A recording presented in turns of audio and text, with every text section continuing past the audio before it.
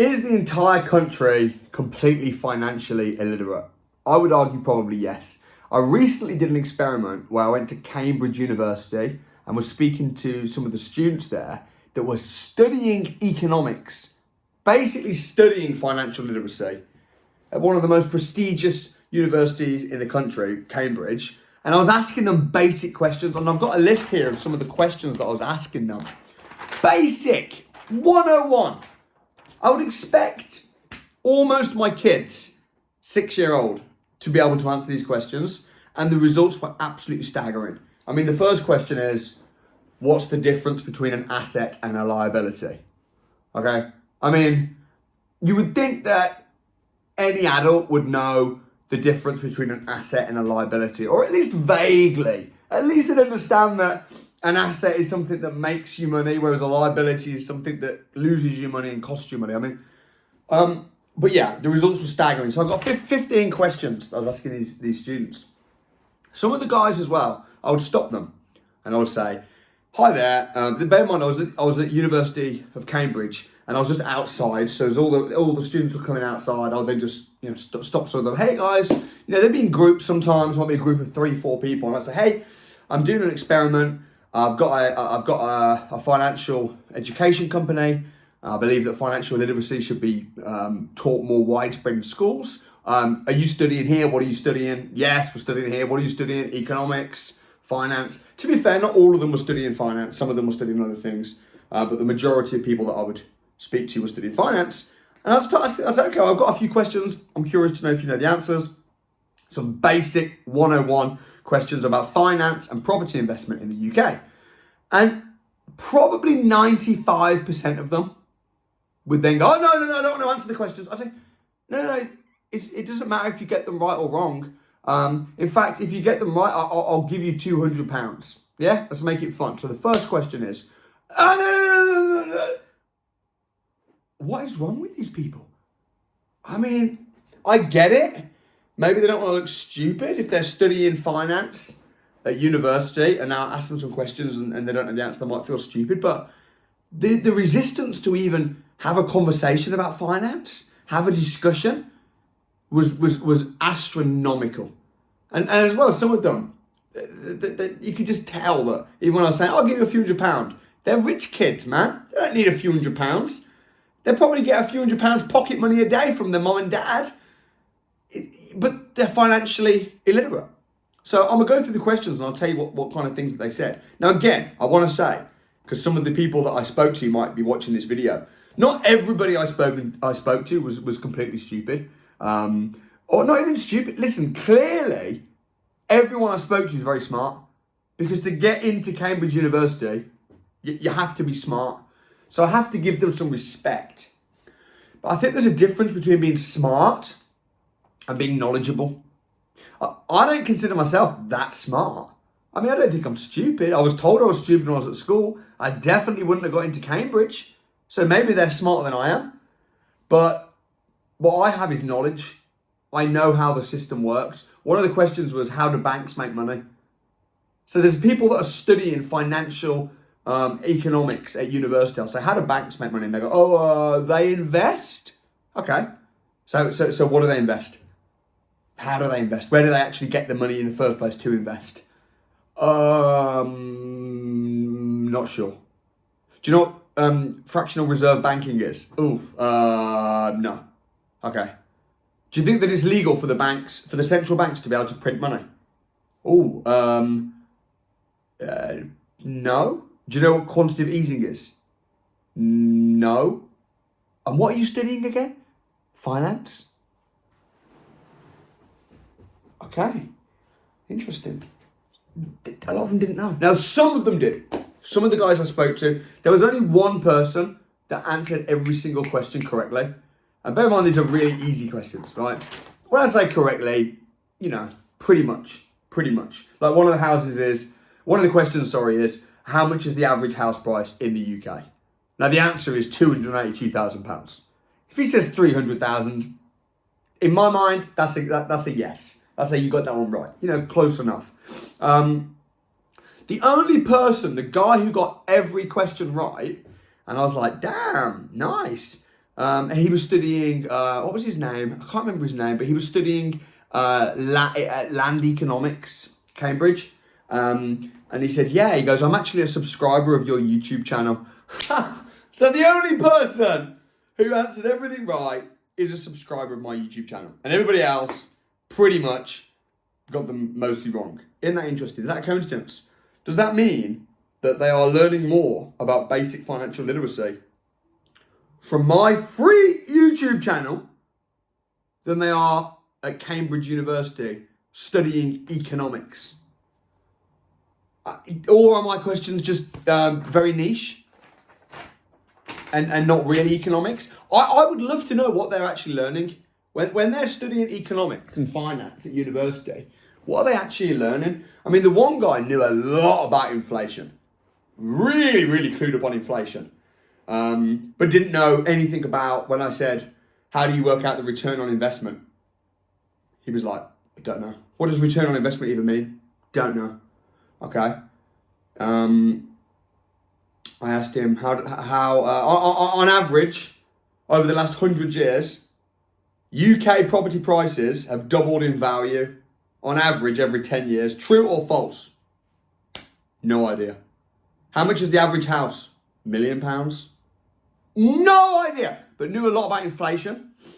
It begs the question, is it at the university that you're learning a lot, but about a very small micro thing?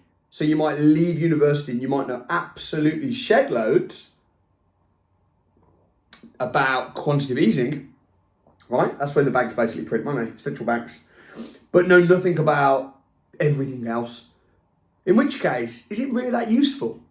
Would you rather do a dissertation and be really knowledgeable and read books and books and books about one particular micro subject of economics, or just have a basic understanding of?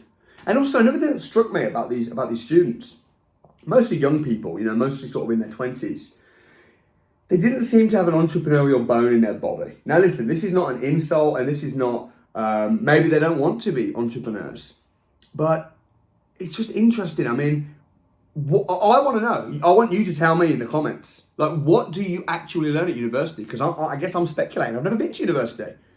If you go to university and study business, are you learning from a guy that actually is a successful business person? Or are you learning from a lecturer who's just paid, who's just read a few books that are outdated anyway? Are you actually learning, when you go to university to learn about business, how to start a business? Like I was asking some of the kids, how much does it start to set up a company on Company's House? No idea. Okay. $5,000? Okay, no idea. Like, is university gearing people up to be business people? Now, don't get me wrong. If you go to university to learn about medicine, I spoke to some wonderful medical students. They're not trying to be business owners necessarily. They're not trying to be entrepreneurs. They don't even necessarily want to learn about finance. They're learning to be a medical profession, right? And we need those. So keep doing what you're doing. We love you. We appreciate you. So I'm not saying I think university's bad. I don't know. You tell me, is university a waste of time if you want to be an entrepreneur? And the really interesting thing is this. Let me read some of these questions, and then I'm going to talk more about my thoughts. What's the difference between asset and liability? Don't know. What is good debt? That's another one I said. What's good debt? And they were like, most people didn't know what good debt was. Or it was very woolly. What is one example of passive income? Most of them didn't know. What? How can you not give one example of passive income when you're studying finance? Like, that doesn't make sense to me. My mind is, I almost wouldn't, if you're watching this video and you're thinking, Samuel, whatever, I don't believe that you spoke to those university students, and I wouldn't believe it either. I couldn't believe what I was witnessing. What's the difference between a buyer's and seller's market? No idea. Didn't know. How much are interest rates right now when you buy a house? What's base rate? What does it mean? What is it? How much is base rate right now? Didn't know. People studying economics didn't know what current base rate was. It's about 5.25%. And by the way, if they'd have said, 4 or 5%, I'd have classed that as they know. But some of them didn't know. So I say yes, and they'd go, 20%? If they'd have said, even if they'd have said 1%, I'd have thought, okay, well, it was 1%, a couple of years ago. Maybe they looked then and a bit idea. But half of them, I don't think even knew what base rate, Bank of England base rate is, how it works, how the central bank works. I don't think they knew. What was the average price of a UK house in 1995? That's quite a hard question, right? I wouldn't say you're financially illiterate if you don't know the answer to that question. The same as if you don't know the average house price right now. I mean, if you're living in London or Cambridge, particularly expensive, and you might say, the average house, 500,000 might be forgivable. But I had some people that would say £1 million. I'm like, what, for an average house in the whole of the UK, you think average is £1 million? Yeah. I'm like, okay. How do the banks make money? Didn't know. Here's an interesting one. Is it legal to do a buy now, pay later deal with a residential house in England? A lot of them said they thought that was illegal. So I thought it was illegal to buy a house now and pay for it later. Obviously, it's not illegal. It's called a delayed sale, right? It happens all the time. Or an option agreement where you have an option to buy it now and pay for it later. They thought that was illegal. Here's an interesting one. Do you need a license to rent a property through a company and then rent it out on Airbnb for a higher amount? A lot of them thought that you would. Yeah, you'll need a license for that. Oh, is that even legal? Subletting, didn't know, but that's okay. I can forgive that one. How much is stamp duty tax for first-time buyers? One guy who was studying economics said 20%. I'm like, okay, so you think if you buy a house as a first-time buyer for 300 grand, you have to pay 60 grand in stamp duty tax? And he was like, oh, actually, you'll know, wait, 10? Like, no, it's 0. If you're a first-time buyer, you don't pay any stamp duty tax. And even if you're an investor, it's not 20%. Jeez. If you buy a house to live in for 100 grand and then later sell it for 200 grand, how much tax do you pay? Obviously, we know the answer. It's nothing, because if you're living in it, it's residential. They didn't have a clue. Many of them were like 40%. They're just throwing numbers out of thin air. Bear in mind, they're studying finance. Didn't know any of the tax ones: income tax, corporation tax, inheritance tax. If you rent out a spare room in your house, this is the thing. I think a lot of them might hate me because they might be annoyed with me for thinking that I tried to embarrass them or show them up. Obviously, I didn't try and do that at all. I don't think it's their fault. I think they're very smart people. I just don't think they've been told this information. And I think I would go as far as to argue that a lot of this information, like how the banks make money, how to set up a company, how to navigate through the tax system, the tax code, I don't think the system wants people to know this. I think that the universities and the schools are backed by the government. People get upset with me. They're not backed by the government. They completely are. If you want to go to university, you're going to get a student loan, right? The university is going to get paid in full. The government are backing that loan. If you go to a state school, it's free, isn't it, to go to state school? Because the government are paying for you. It is 100% backed by the government. And anything that's government backed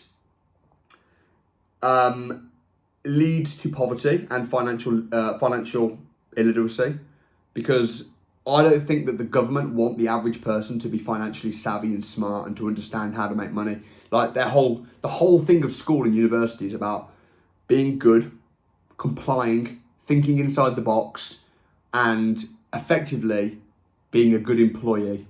Because I think that the people that control the government, who ultimately control what's allowed in the curriculum, want workers and effectively want good employees. So they don't want everyone knowing how you can buy a property now and pay for it later. It's like, no. But all rich people, that's what the rich people do, right? The rich people buy properties and pay for them later. And then they'll increase the value of planning and all kinds of stuff. These guys, they don't know anything about, not just property, right? I get it. Even though some of them were studying land and real estate, didn't know anything. So what are you actually learning? If you're at university learning about real estate, what are you learning? I said to one guy, I was like, what have you been focused on this last month? And he said, we've been looking into, true story. I'll go to Cambridge and speak to these folks. He said, we've been looking at what goes inside the windows and how it works in certain buildings. I'm like, okay, fine. So you're learning about what goes in the windows on large real estate buildings, but you don't know how to actually finance the building, how much the taxes are going to be, how to negotiate the deal. Okay. It doesn't make any sense. What's the advantage to going to university and studying that? So you can leave and go, I've got a degree. And who cares about the degree? Investors don't care about your degree.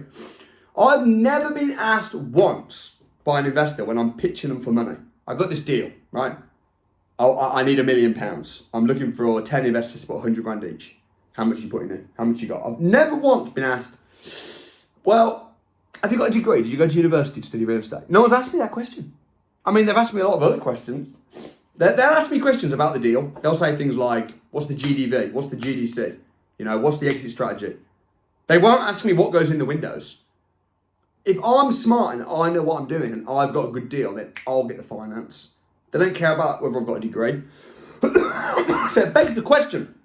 I'm getting ill just thinking about this. Begs the question. Unless you want a job, because the only people that really care about degrees, and even these people are caring less and less, are employers. I mean, I'm an employer. I employ over 50 people as just full-time staff. I've got people in my property company, I've got people in my education company, and I've got people in other companies. And in total, there's about 52 employees, plus all the subcontractors, freelancers, self-employed people that work within the company. And I'm not really bothered about if they've got a degree or not. I just want them to be good. I want to have a good attitude. I want them to have good experience. I want them to be knowledgeable, know what they're doing.